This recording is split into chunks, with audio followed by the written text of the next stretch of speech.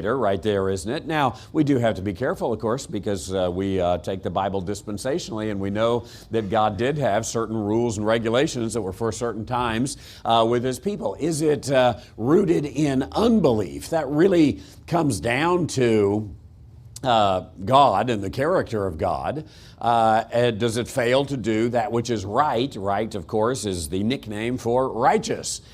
So we look at the character of God. Now, I do want to talk a little bit about sin versus evil versus temptation.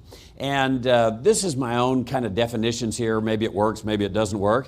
But sin, let's start with temptation, actually. Temptation is the opportunity to sin.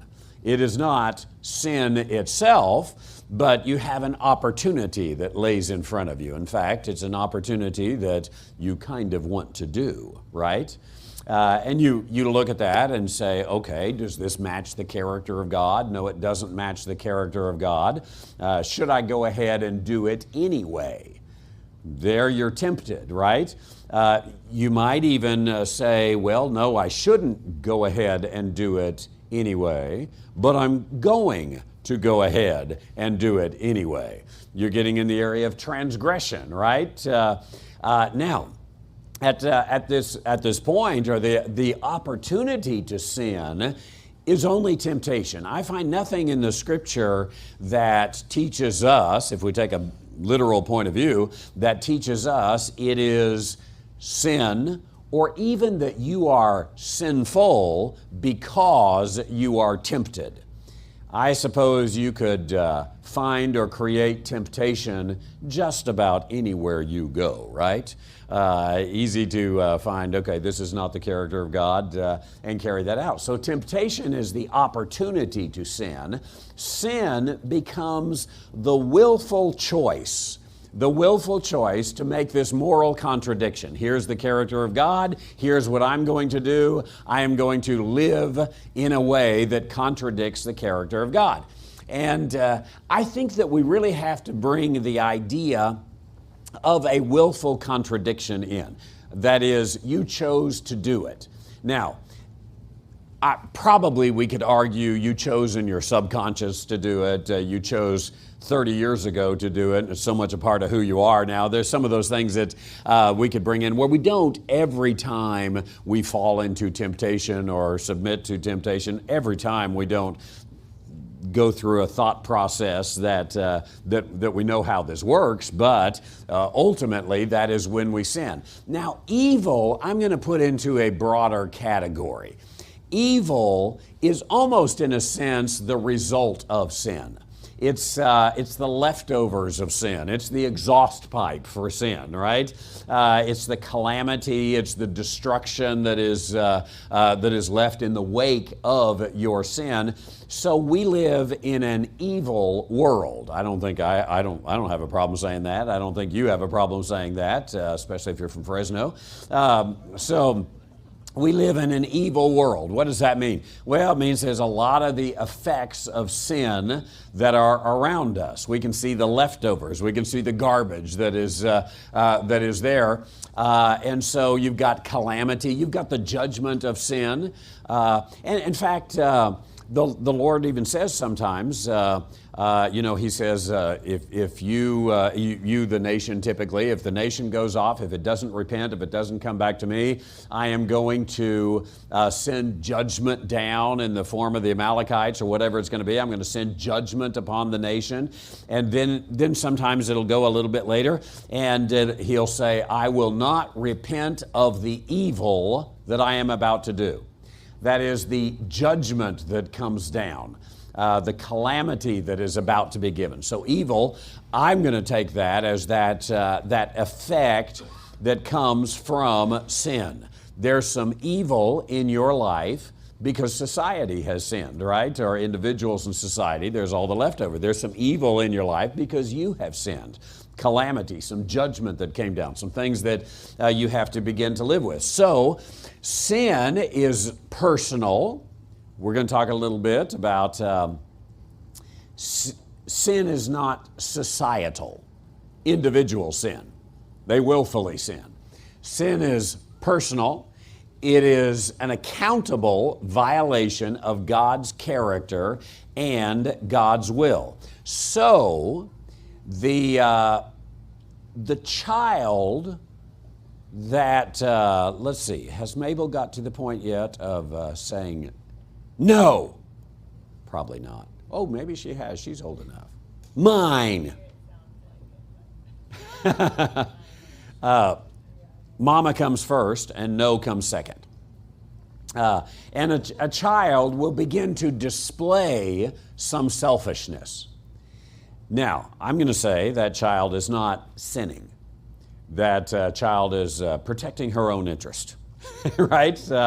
You might say, well, selfishness is against the character of God. But what that child doesn't have is a personal, accountable violation of character and will. There's no ability to guide through this and think through that. It's much more of a natural thing that is taking place within that child. Now, where did sin come from? I think it's important to remind ourselves that sin did not come from our heart. Sin did not come from Adam's heart, as a matter of fact. Sin did not come from, in sin my mother conceived me. And this is why sin's. Where did sin come from? Sin first appears in heaven. Think about it a little bit. From everything we know about Satan, by the way, I am skipping, you may already know, I'm going to skip the chapter on angelology. I'm not going to teach it here because I'm going to teach it at the Taos Bible Conference, formerly known as the Taos Prophecy Conference, which is the last weekend of this month, 20-ish. 26th, 27th, 28th. Friday, Saturday, Sunday. You still have time to make it to Taos. I think we have one bedroom left in our free, let's see, somebody can stay in the camper, and after that you're up to hotel rooms, okay? Yeah, if you'd like to come, we're gonna spend Friday night, Saturday morning, and conclude on Sunday with talking about the unseen realm, angels and demons in there. So I am going to have to skip that chapter. When I wrote the chapter, I started writing, and I thought, oh, I don't know how much what do we really know about angels and demons? I don't know. That's good when you're starting to write the chapter, right? I don't have a clue what we know. And then the more I worked on an outline and did research, I'm like, whoa, this is beginning to get a long chapter. How in the world am I ever going to fit this in? And then I thought, September, that's how I'm going to fit it in. So that chapter is going to wait till the Taos Prophecy Conference. But sin, getting back to sin, it happened in heaven, not in Eden. We think of the origin of sin as Genesis chapter 3. This is where sin came about. But it came from a prideful rebellion of an angelic being. Now, if you can be in heaven as an angel in the presence of God and sin develops, that has to tell you that sin is not really a product of the environment, right? If we just had the right environment, if we had a better educational system and kinder, gentler people all around us, then sin wouldn't be there, right? Well, sin comes about in heaven. Isaiah chapter 14 talks about the king of Babylon. A number of weeks ago in the Little Bit of This, Little Bit of That series on Sunday mornings, I gave a study of the Isaiah 14 passage a little more. And to make the long story short of that particular study, I said Isaiah 14 actually is it's the one that uses the term Lucifer, or it eventually got translated into Lucifer. Light bearer was the Hebrew word, and that got into Latin as Luciferi, the one who brings light. And then that we named our children after. From there, we began to talk. We began to say Satan's name is Lucifer. Now, I got into all of that in that particular series, but the first thing I said is this is really about the king of Babylon. It tells us right there, it's about the king of Babylon.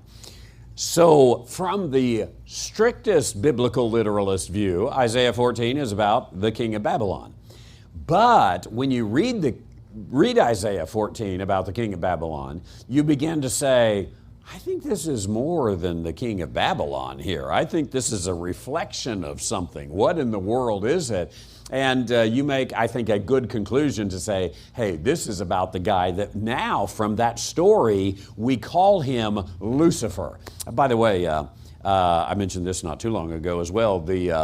Some of the older people remember the rich man and Lazarus. He's often called Dives back in the old days. Dives and Lazarus. Dives is just the Latin for rich man, I believe. So we began to call him Dives. Well, it's the same way we didn't know what his name was. We still don't know what his name is. He's Satan, the adversary. And he's an angel of light, or he's a light bearer, but we call him light bearer, we call him Lucifer. So when we read this, we have to say, hey, I think this is about more than the king of Babylon here. Literally reading, I can literally tell you there is more than meets the eye right here. This is shouting out something else. And so we make a doctrinal conclusion. I think we're right, but we make a doctrinal conclusion. Okay, this is the king of Babylon who says, I will ascend, I will be like the Most High. Okay. This is sin coming about. Ezekiel 28, again, the king of Tyrus. The king of Tyrus, it's about the king of Tyrus, but here the king of Tyrus is described as being in Eden. He's described as being perfect in beauty. He's described as later fallen from his pride. Revelation 12, again, talks about the heavenly rebellion that will come. But sin comes in seeing the character of God and saying, that should be me instead of him, robbing God of his character, rooted then in self-exaltation. So sin is not an environment. It is a volitional act of rebellion that, in this case, was displayed in the king of Tyre and the king of Babylon in Lucifer. And there is that angelic rebellion is the origin of sin. Now, what about for the human race? Where did we come into sin? Of course, we know that to be Genesis chapter 3. The serpent comes. We don't even know who the serpent is when you just read chapter 3. Here's this serpent. He's more subtle than all the beasts of the field. And he comes and he begins to cast doubt on God's word. Hath God really said? And Eve, I think it's very interesting, Eve is deceived. Adam is the guy that makes the willful decision. You got snookered, I'm going to go along with it. I'm going to take the fruit. And so when we see here, down here, I'm going to jump ahead just a little bit and then back up. Adam becomes the legal entry point. In Adam, all sinned. And even... we could have a fun discussion with this someday, but even in, 1 Corinthians chapter 11 that talks about a woman's head covering, again, not the thing up here, but her husband, it says, hey, here's the reason, because Eve was deceived. Since Eve was deceived, she gets to be under a man who willfully chose to sin. Be a fun discussion there, but... because of that, I do think we need to stop and think, because sometimes there really is just such a total deception that even though we would say that is a sinful act, I think God might be saying, you got snookered. That was deception. That's not good for you. But would we even call that sin? You say, no, that's, when I'm deceived and I do it, it's my problem. I might say, fool me once, shame on you, fool me twice, shame on me. That second time, that's, okay, I'm not deceived anymore. The reason I would be pretty strong on that, unless convinced otherwise. The reason I'd be pretty strong on that is you may remember that there was an entire nation that was deceived about their Messiah, and that Messiah hanging on the cross said what? Father, forgive them, for they know not what they do. Don't hold this to their charge. This is not against them. They got deceived.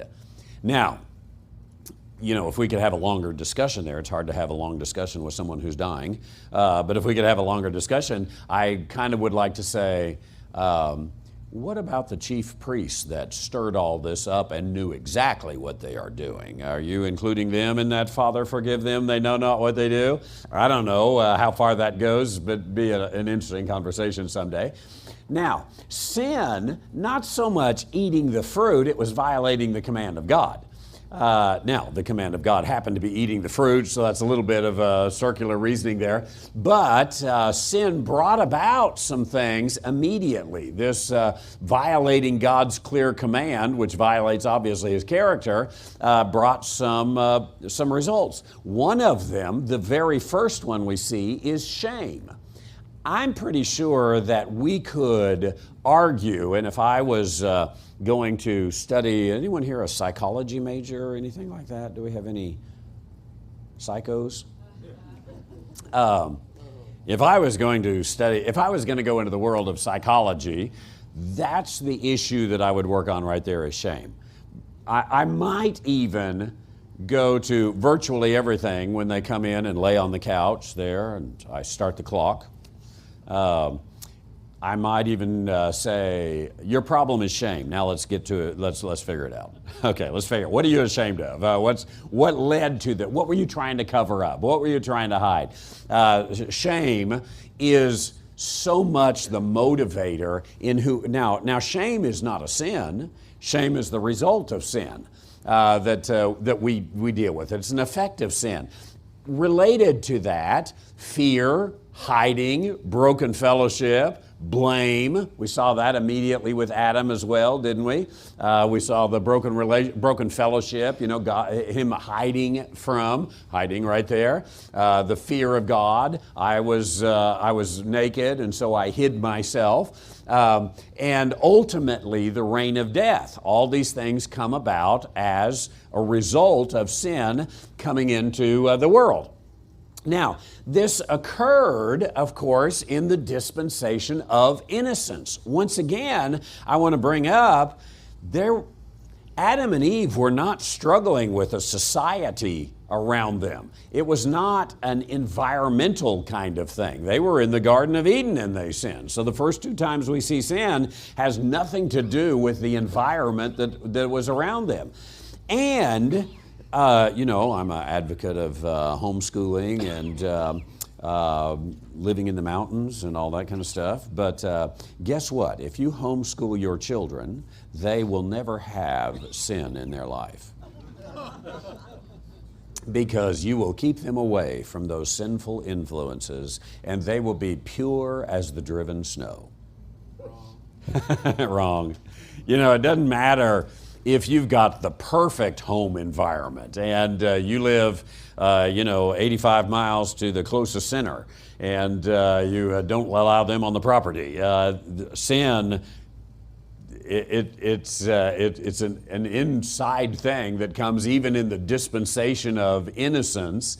And they failed that one little test of obedience, and so sin came in, not originating with Adam, but entering the human race through Adam, or the first sin, of course, in Adam. Now, getting back to deception, the serpent came, put forth the temptation. Eve was deceived. Adam bears the ultimate responsibility. Let's try 1 Timothy chapter 2, verse 14 here. And I think it's under there.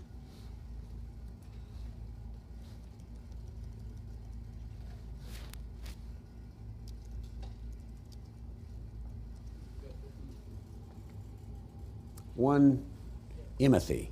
You should redo Biblify so that it gets typos and understands what I'm trying to say. In other Yes, you should just make it read my mind. Voice activated. There we go. Oh, I've even highlighted it in the past. And Adam was not deceived, but the woman being deceived was in transgression, notwithstanding she shall be saved in childbearing. Oh, that gets into interesting stuff there. But again, it's clear, Adam was not deceived. The woman was deceived, and it is in Adam, Romans 5:12, in Adam, sin was introduced to the world. Why not in Eve? You know, it's a moot point because it didn't happen, but it makes you wonder, what if Adam had said, no, Eve, you've taken this because you were deceived, but that's not what we do. I'm not going to do it. Would God have just kicked out Eve? I don't know, but I kind of think not. Eve was deceived. Adam was responsible. Adam was given the word, but Adam did have a conscious rebellion. No ignorance, no deception. And so 1 Corinthians 15:22, in Adam all die. And death came into the world and spread universally. Those who didn't sin after the similitude of Adam, they also died. So it's Adam's unique act that introduced sin and death, but each person remains accountable for their own response to God. We're going to talk about the consequences of sin and iron out how exactly that happens in just a moment.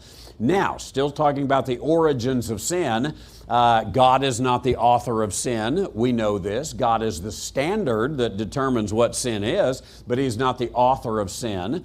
Sin is not eternal. There was a beginning of sin, and there is going to be an end of sin. No more sin. So sin is a temporary part of the existence we have. It's not part of God's nature, and ultimately God's nature is going to display itself from top to bottom, through and through, like it did in the past and will in the future. But sin, one of the things it does is prove free will. Angels sinned without temptation. Angels, Adam sinned with no compulsion. We look at sin, we look at the temptation, we decide what we're going to do. We have a moral agency that is real, and that moral agency that is real is what brings about a responsibility. So, that being the origin of sin, let's talk a little bit about the nature of sin. And three things especially: personal, volitional, and moral. I'm going to put those three things down to say, here's what sin is. It's personal, it's volitional, and it is moral. First of all, personal. Sin is committed by individuals. We talk sometimes about a sinful humanity. Sinful humanity. That probably is Reformed theology, Calvinist talk. There are sinful humans, what we have. Society doesn't really sin. Sin is committed by individuals. Now, sometimes there is corporate guilt because one person sinned, or consequences, or even an accumulation of personal disobedience that stacks up until there are people you've run across them in their life. Some of you may have broken free from this in your own lives, where a family is so in the habit of living a life of sin that the child, the grandchild, the great-grandchild are almost captivated by sin from the very time they're born. And some people call that a generational sin, something like this, and breaking the curse of generational sin. The curse of generational sin is just, for generations, my family have been sinning, and all sinning kind of in the same neighborhood, and that became the environment, that became the training, that became the deception, but then that became the willful manner in which we've gone through, and so there becomes a corporate guilt, if you will, but it's not that the family sins, it's the individuals personally sin. We were having a discussion after the last session, I think it was, in which we talked about unreached people groups, and and even the cavemen that are out there. Okay, where'd these cavemen come from? Where'd these unreached people groups come from? They really came from one person making a decision, and another and another and another generation and another generation and another generation, and eventually you get so far from knowledge. Had a discussion with someone else too about ancient man, and maybe did they know some things that we've forgotten since then, like how did they build the pyramids, all that kind of stuff. Who was I talking with about that? I forgot. Yeah, okay. Somebody from Iowa knows these things. And let's suppose for just a moment that ancient man had engineering knowledge far beyond where our knowledge maybe even is today. And somehow we forgot it. How in the world can you just forget all that stuff?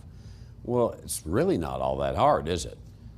One generation quits using it, the next generation quits using it. I mean, we see all the time little, on social media or something, you might see a picture of some antique and people say, what is this? Anybody know what this is? And the vast majority of people under 92 look at it and they're like, I have no clue what that is. I don't know what that is. You find out it's a cream separator or something. I don't know. It's a cassette tape, that's right. It actually doesn't take long to forget something. Well, you can do the same thing with knowledge. For whatever reason, you set that aside, you reject that. You can do the same thing with God. One person rejects it, and then they move away. They move away from the rest of them, and they have children. Their children never know about it, and maybe even. In fact, I have this friend. I'll go ahead and call him a friend. His name is Joel, and Joel comes to Taos every now and then, and I see him, and he's kind of a hippie. No, he's a hippie, and he's also a little bit of a surfer. He's a surfer hippie. How's that? In Taos, yes.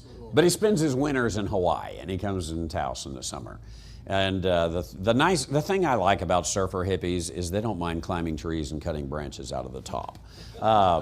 And so I know him, and every now and then I call up on him, and we get his mail at the church because he has no address. And so I was like, send it here. Every now and then, I get something. It's like, I'll tell him he's got mail.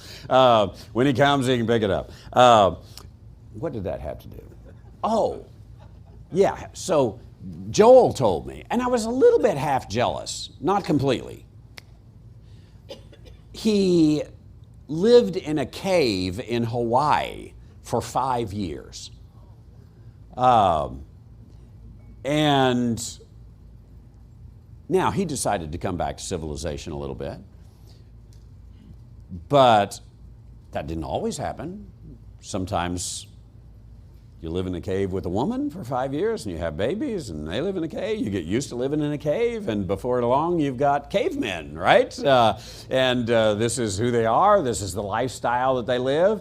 And even our society today could make some decisions that would decide, hey, we don't like this anymore. There's even a lot of things, good or bad, and I can't. I should go over here and push the clock that I have to do now that Renee and Michael's gone.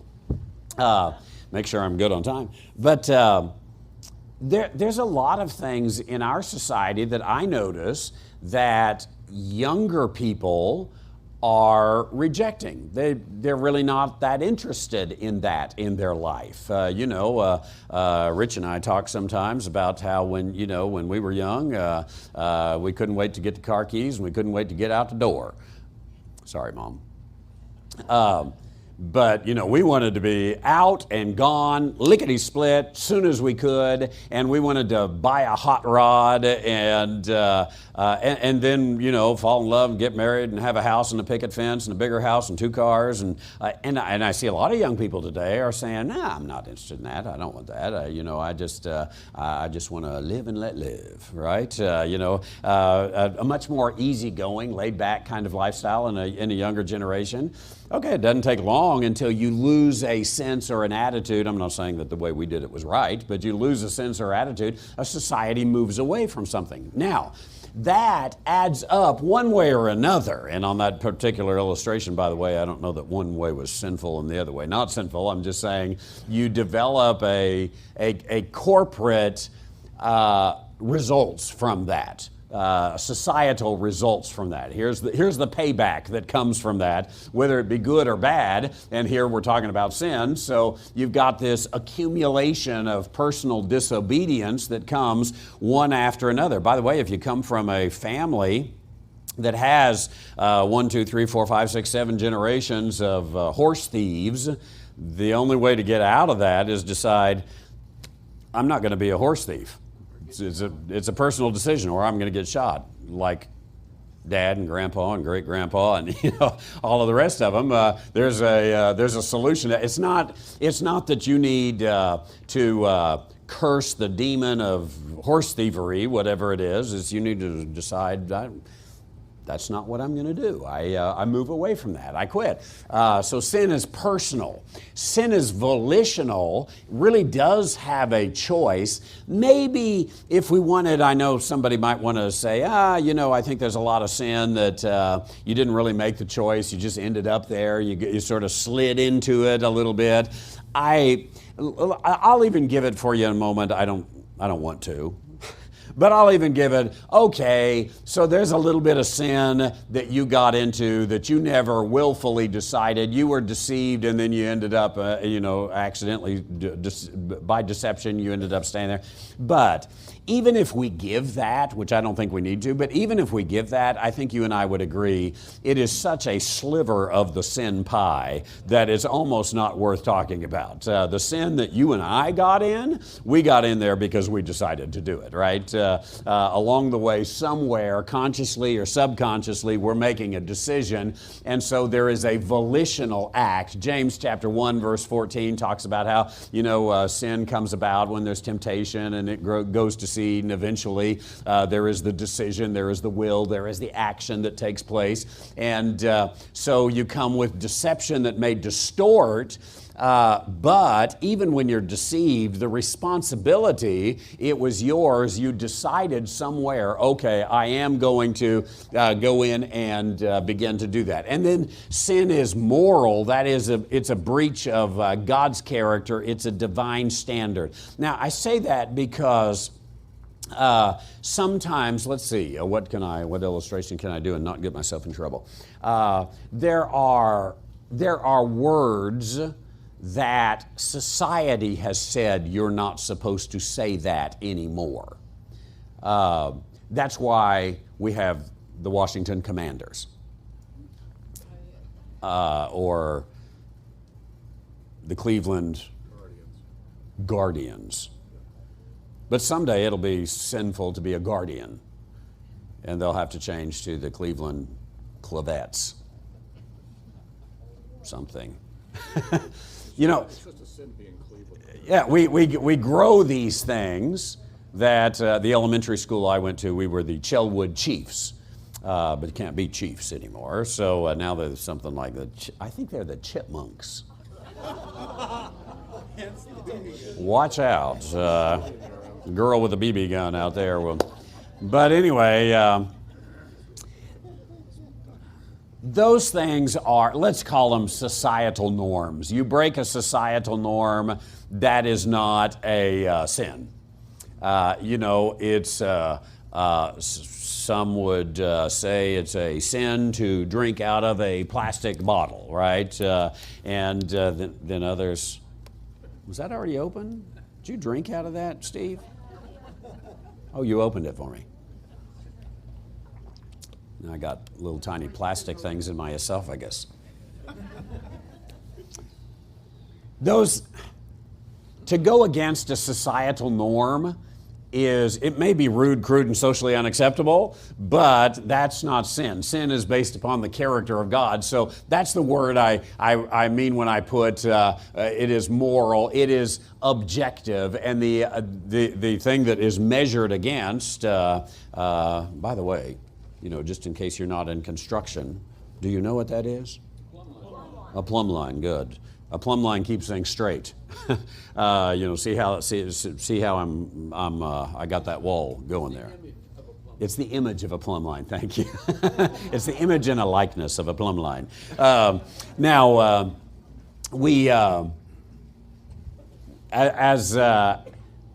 plumb line is the character of God. The divine standard, God is the standard. We put Him as we measure up against Him. Let's see, Tim, you hang wallpaper, right? Do you hate wallpaper with stripes? Well, you're probably good. Plaid or stripes, yeah. That's my one wallpaper hanging experience had stripes. And I didn't know what I was doing. I didn't call the professional. And I started at this end and made it straight according to the wall. And I got over here and I said, we got to get a silk tree.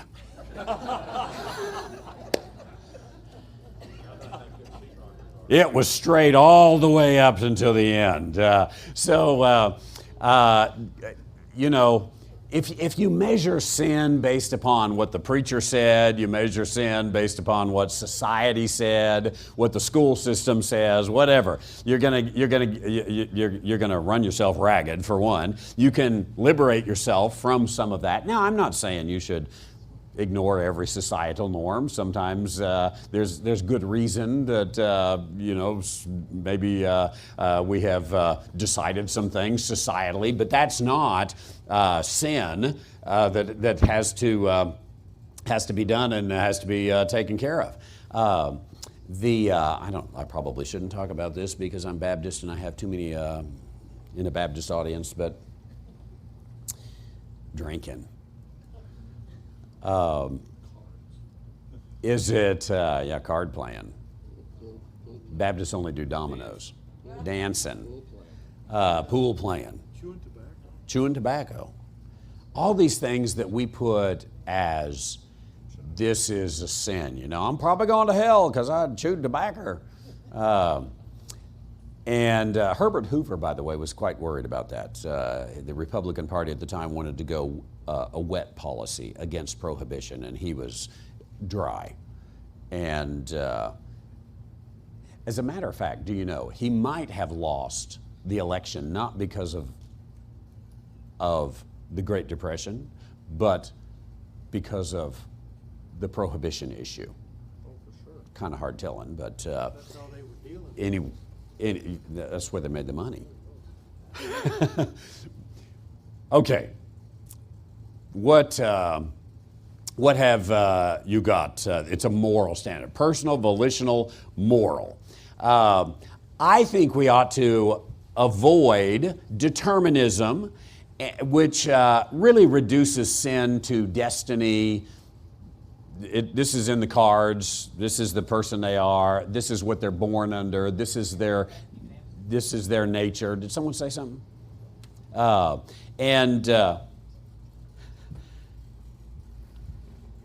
And we ought to avoid relativism, in which sin is cultural, emotional, not defined. So each sinner, that's you, is a moral agent fully responsible for for choosing disobedience.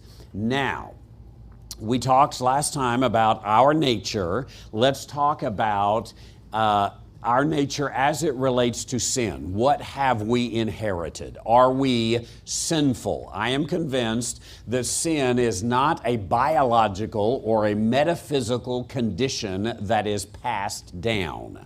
Sin is not something you get from your mother or your father. Even if you have a sinful mother or father, sin is personal, volitional, and moral. So you are not born a sinner, as we are so often taught. I don't think the Bible teaches that you are born a sinner. Sin is not a biological problem, which if you make sin a nature problem, then that's a biological problem. You have it because you were born human. Sin is not a disease in the bloodstream or an essence embedded in human nature. Really, I just said the same thing. If sin is a blood problem, like sometimes we try to teach again with the virgin birth that I talked about yesterday, if sin is a blood problem and we just need no dad because that's where the blood problem, it becomes a biological issue, and maybe we could get a vaccine for it or something like this, right? To take care of it. It's a DNA problem, and really, total depravity or original sin is it's a DNA issue. In fact, they will say that total depravity affects even the physical body, that the physical body is depraved, so it's a bloodstream problem. That if it is a bloodstream problem, I think we ought to get some Kennedy on it. There we go. If sin were inherited, like eye color, I was talking to Miles the other day, and he said out of the blue, I have blue eyes, out of the blue. And I said, I do too. And he said, well, that's because of genetics. Okay, part of that conversation was true. If sin were inherited like eye color, it would be structural, pity. You know, we have, I don't know if pity is the right word because it has a little negative connotations, but you see someone who's born maybe with spina bifida or Down syndrome or something, and there's a sorrow that goes out that we have for them because this is a nature problem, this is a biological problem, this is a genetic problem that they have. If sin is like that, then sin is a problem to be pitied. Poor me, poor you. We were born with this DNA problem. It's a structural problem. And do we judge someone that is born, let's say, with a mental deficiency? What would you think if we spoke very rudely to someone who was hired, it was a help out to someone who maybe had Down syndrome, and you treated them like dirt because they couldn't handle what you were saying, or they couldn't speak very clearly. You saw someone doing that, you would come to the person's defense, wouldn't you? Say, hey, wait a minute, this person, I don't know if you'd say it this way or whatnot, this person can't help it. They are there. And yet, in theology, we've created this system, whereas we can't help it. This is what we're born with. And we're sinners in the hands of an angry God. We allow God to put this judgment on something that really deserves more pity and prayer than it does judgment. So the Bible never speaks of a sin nature in ontological terms. By that I mean here's our very being, here's our very makeup, is our sin nature. So we might have a predisposition, and that predisposition, I would say, does have something to do with societal norms, with the environment of things around us. And obviously, I mentioned homeschooling a moment ago and how your children will never sin, with tongue in cheek. But the truth is, at the same time, why do people homeschool? Because they say, I don't really want that environment for my children. That environment is one that's not helpful for my children. It's harmful for my children. And so they pull their children out of that. So the influence of there's my word again, fallen world brings a predisposition, but a predisposition to sin is not even sin. Sin is willful, personal, moral. I think all of us have a predisposition towards some things. Some people really are predisposed to, let's say, addiction, maybe an alcohol addiction. And some people, because of, I think maybe even if their parents weren't alcoholics and their friends weren't alcoholics, you may be predisposed to that because of certain DNA, the way you are. It just will lean that way. Some people will become an alcoholic really quickly. Okay, is that a sin that you're going to become an alcoholic? I mean, that you could easily become an alcoholic? No, that's not a sin. It's a predisposition that is yours. The sin is when you personally, willfully, morally make this choice. Okay, I'm going to drink myself to death into a stupor and bring it there. So predisposition. Now, that, by the way, I think even gets into the argument of is a person born gay? I would say no, but also I would say, okay, even let's say they did find, okay, there's a gay gene. Well, a predisposition to that's like a predisposition to overeating, a predisposition to alcohol, whatever it is. The sin comes when it's personal, willful, and moral. Not because of influence or predisposition. And influence certainly can bring about a predisposition. And I think that this is one of the reasons, of course, why we want to have a home environment and a church environment and hopefully even a societal environment where the temptation is just not there all around us, waving us down. And it is a home and a church and a society in which there is a goodness that is about us. So sin is not something we are born with. It is something that we are accountable for. I think if we're born with sin, it really makes a hard argument to say that we're the ones responsible for that for which we are born. Now, let's talk about, notice I said on page 136 here, the transmission of sin, some theological models of transmission of sin. These are things I don't agree with. But theology says, here's how we got sin. I say we got sin by sinning. How's that? Revolutionary idea. I got it from the Bible. We got sin by sinning. We made a personal, willful, moral decision, and that was sin against the character of God. Theology has a couple of things. One they will call seminal headship.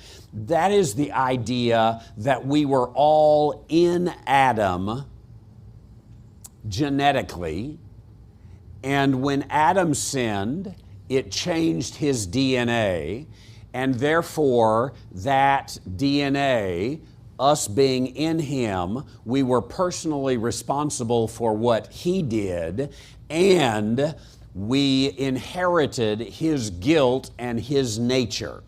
Now, I think there are a lot of problems with that. Even what I think is somewhat of a silly idea that we were somehow present in Adam. But the seminal headship idea is we were there.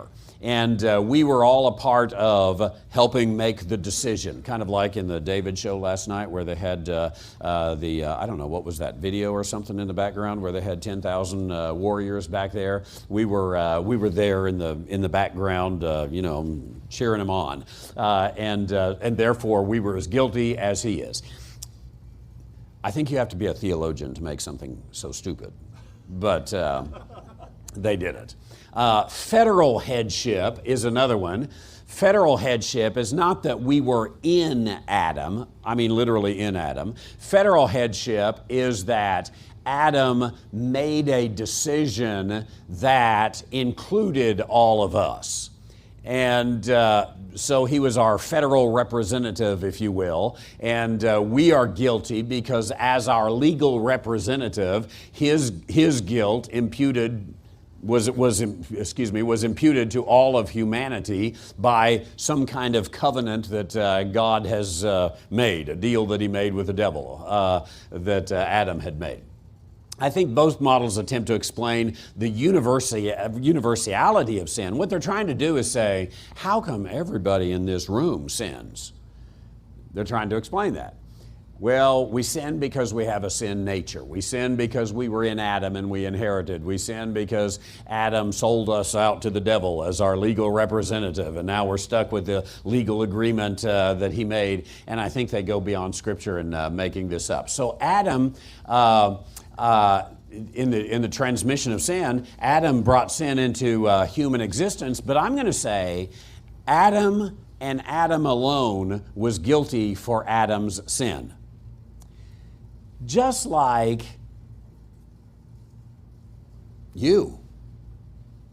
your family, you have a spouse that sins. Are you responsible for it?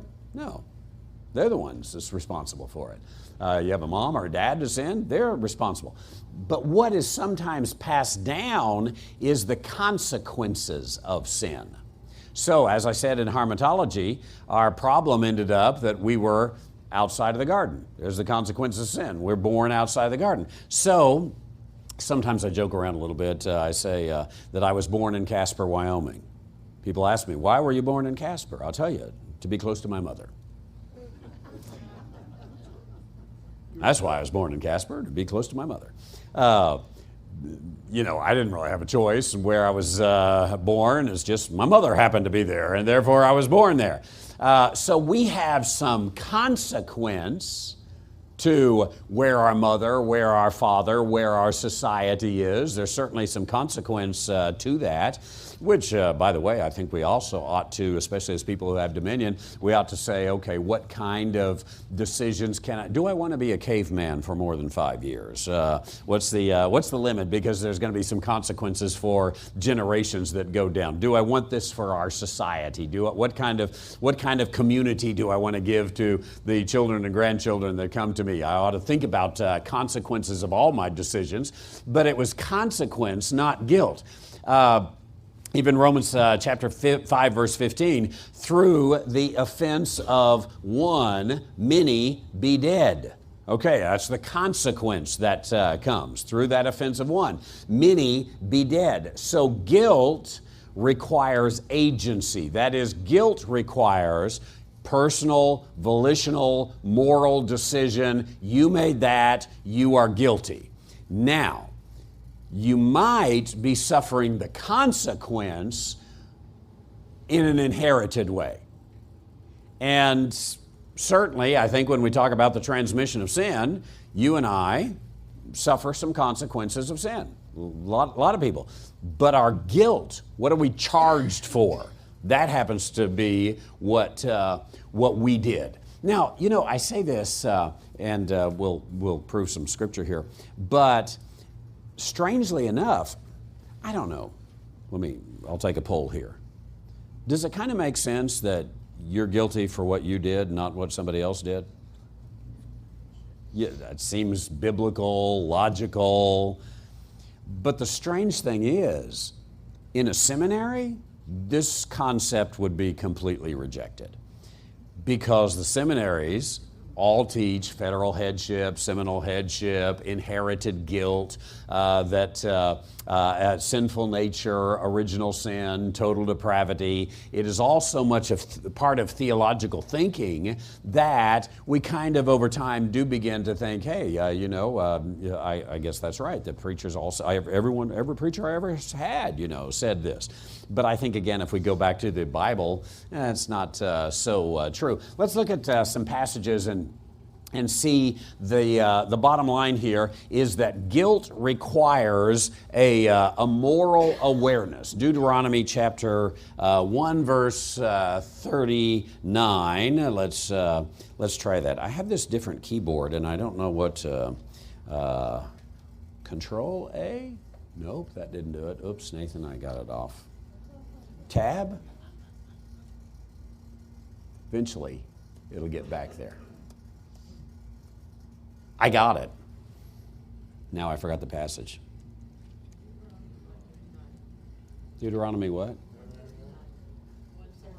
1:39. Why didn't you say so? Moreover, your little ones, which he said should be a prey, and your children, which in that day had no knowledge between good and evil, they shall, I don't know what to do here now.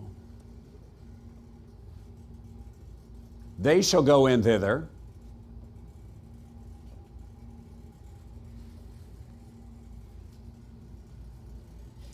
I forgot my mouse. But you get the point. Your children, which in that day had no knowledge. What it goes on to say is, they're not guilty. There'll be some consequences that are theirs. Your children had no knowledge of this, but they're going to have to go in there and they're going to have to clean up your mess or live with your mess, is what the passage says there. Okay, let's go to Isaiah chapter 7, verse 16. Let's see if we can bring that about. I should bring my trackpad next time, shouldn't I?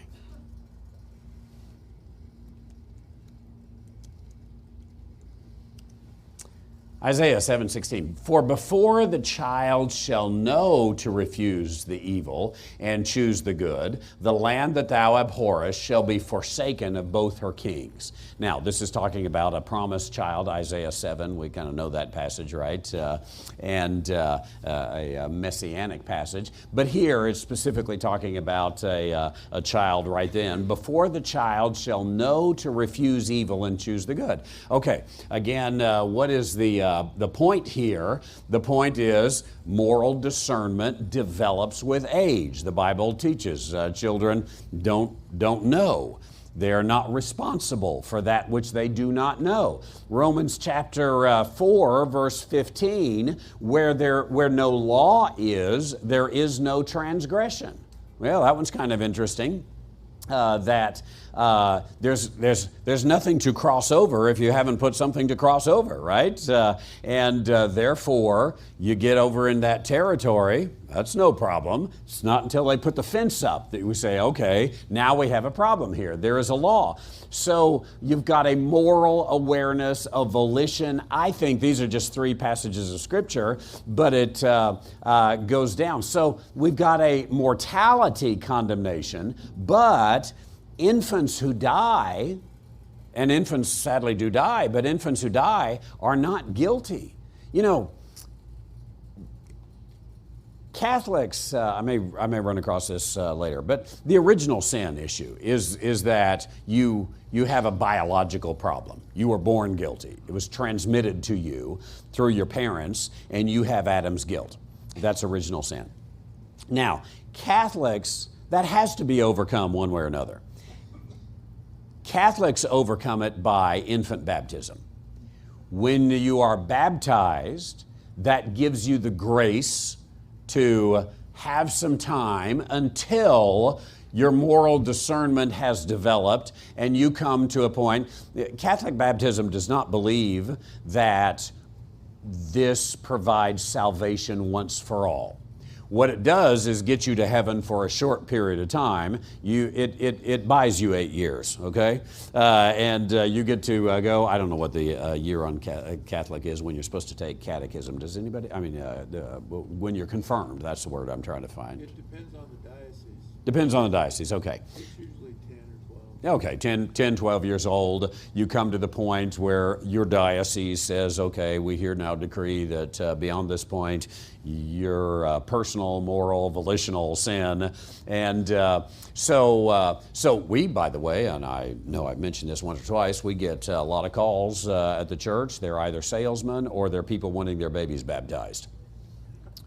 Or people wanting money. Okay, we get 3 calls. That's the 3 calls we get. But we get an amazing number of calls of, hey, I just had a baby. Can you baptize my baby? And of course, it's a decent opportunity to say, well, let's talk here a little bit. Sadly, what I have found on that, I used to even have them come by and, and let's talk about salvation, baptism, and whatnot.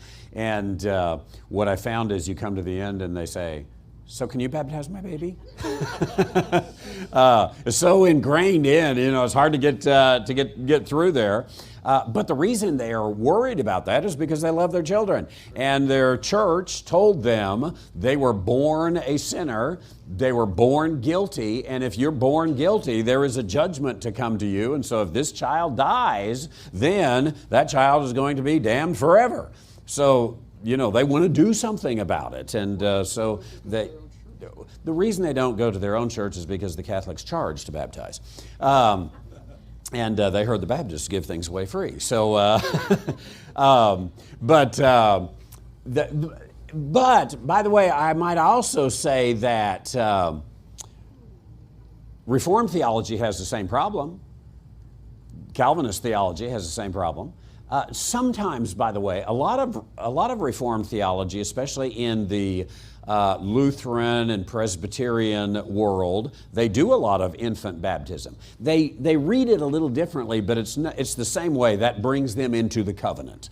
And so now they're one of the covenant people, and so now they're protected.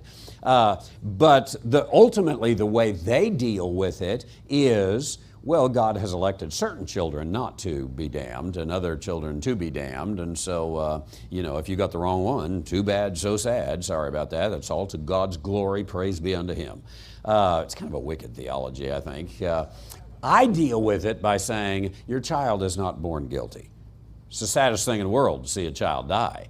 But they are not guilty of anything. They had mortality because of their location, couldn't get them to the tree of life, but they're going to be with the Lord. Pastor Bays is raising his hand.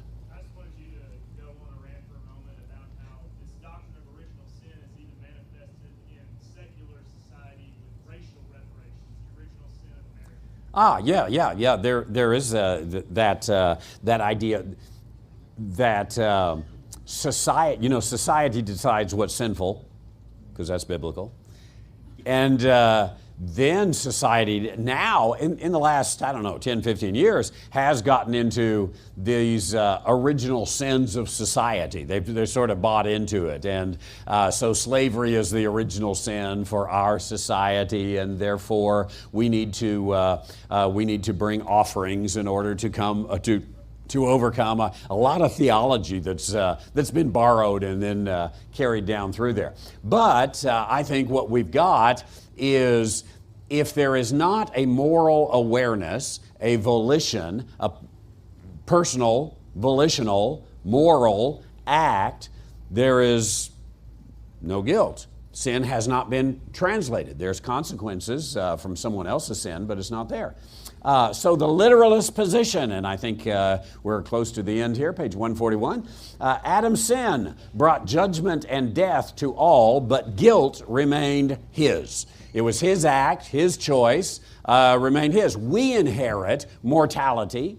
We inherit corruption. We inherit, even I'll say, a disposition, not dispensation, a disposition towards sin, because when one person sins, it gets easier for everybody, doesn't it?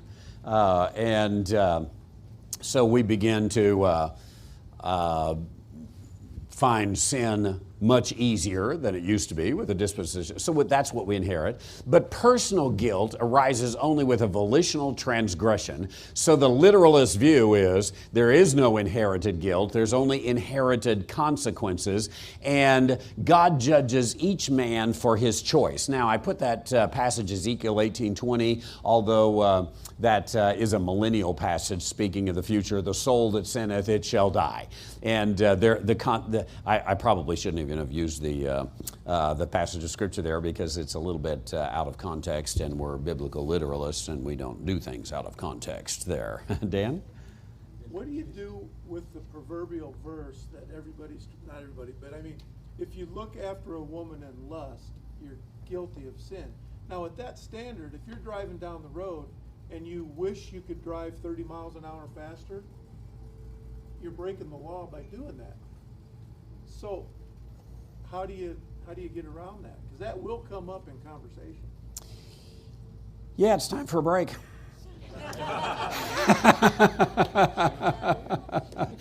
It is a good question that you have there. If you look at a woman in sin and lust, whatever the word was used there in Matthew chapter. Maybe it's not Matthew chapter 5. It's the Lord speaking anyway. And look, you have sinned. Or if you say to your brother, thou fool, that one does come from Matthew chapter 5. Remember, that got Jimmy Carter in trouble. I don't know if you remember. Yes, his wife said he talks too much. That's right. I think Playboy magazine. His first mistake was probably being interviewed by Playboy magazine. But anyway, they asked him, have you ever committed adultery? Well, I have in my heart. He just tried to teach a Sunday school lesson there, and it really didn't work out too well for him, although he did get elected. So,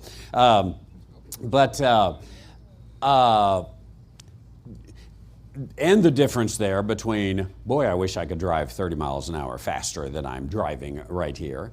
I suppose one of the things we could say is fast driving against the character of God.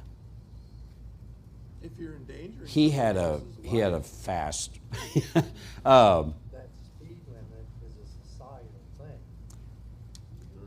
Yeah, it is. I doubt that we are going to be judged for speeding when we get to heaven.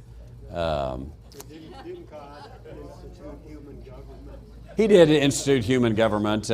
You get into a lot of issues there that, Dan, I'm not totally sure how to answer. How's that? I'd rather have you say you can't answer it than just make something. Sometimes I do make stuff up, yes. Harold? This is so integrated in Christianity, I'm having trouble coming that I was not born into sin, that my nature is not sinful. But one of the greatest things I'm looking forward to in eternity, Randy, is not living in my head anymore.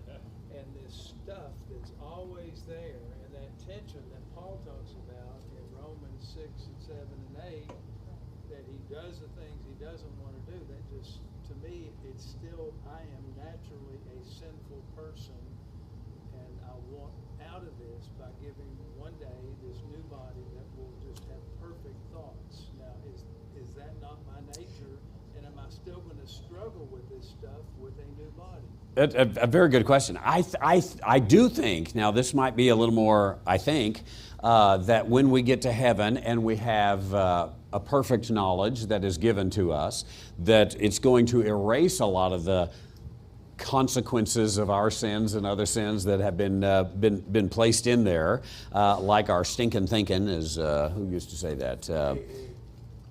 Zig Ziglar. Oh, okay.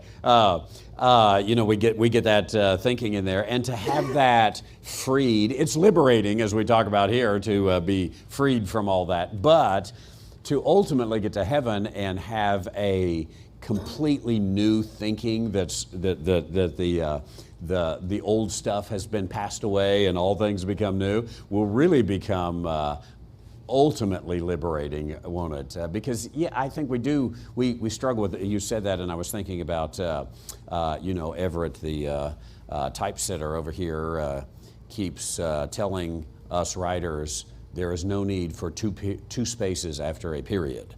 That was old-fashioned, right? And you don't have to have two spaces after a period. And I keep saying, you can't tell a thumb that's been doing that for 50 years. It's gonna go twice. As a matter of fact, if you look at my computer right here, there is a spot on the space bar where the plastic has been worn through because I hit it twice when I only need to hit it once, right? So we get some of this so ingrained in us, don't we, that it's almost like our fingerprint. How in the world are we ever going to get that out of our system? Really hard to do. But heaven is a wonderful place. Yeah. I better let us take a break. Let's see, it's 3:06 now. Let's go about 20 minutes or so and get all the good stuff. By the way, who brought the fig Newtons? You brought the fig Newtons. Thank you. I like fig Newtons. I can't afford fig Newtons, so I never buy them. And I took the whole package to my room. I was like, these people don't need fig Newtons. I need fig Newtons. So I don't know if that's a sin or not. Roger? This next session will be the last session for today, yes. Salvation.